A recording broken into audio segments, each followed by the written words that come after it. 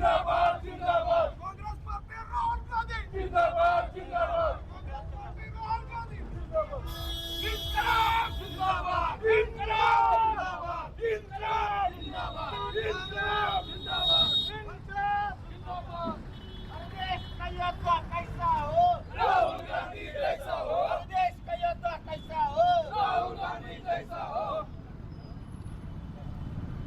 काय केलंय आंदोलनात तुम्ही? गेले आज जंतर मंतरवरती त्या ठिकाणी विद्यार्थी युवक आणि काँग्रेसच्या पार्टी सगळ्या कमिटीच्या वतीनं 33वा दिवस आहे त्या ठिकाणी आंदोलन सुरू आहे।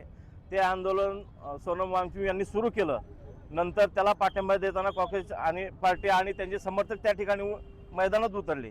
मैदानात उतरल्यानंतर ज्या पद्धतीने युवकांची आणि विद्यार्थ्यांची त्या ठिकाणी संख्या वाढती दिसली सरकारला, त्यांनी बेछूट लाठीमार केला। जालियनवाला बाग हत्याकांडाची पुनरावृत्ती झाल्यासारखं पूर्ण देशाला जाणवलं।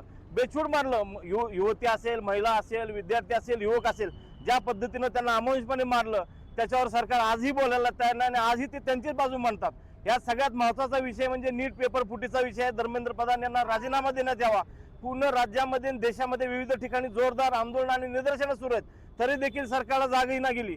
जे शासकीय यंत्रणेतून पेपर फुटले, ज्या काही गोष्टी घडत आहेत राज्यामध्ये आणि देशामध्ये, सरकार याकडे सपशेल कानाडोळा करत आहे।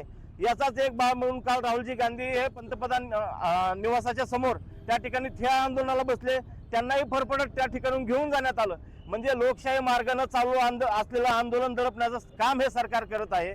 भविष्यामध्ये सुद्धा विद्यार्थी युवक असेल आणि आमचं काँग्रेस पार्टी असेल, प्रत्येक ठिकाणी जनतेच्या, युवकाच्या, विद्यार्थ्याच्या या महत्त्वाच्या विषयासाठी आम्ही रस्त्यावर उतरणार तर आहोतच, पण एवढ्यावर थांबणार नाहीत। आज या ठिकाणी आम्ही धर्मेंद्र प्रधान यांच्या पुतळ्याचं दहन केलं प्रतिकात्मक।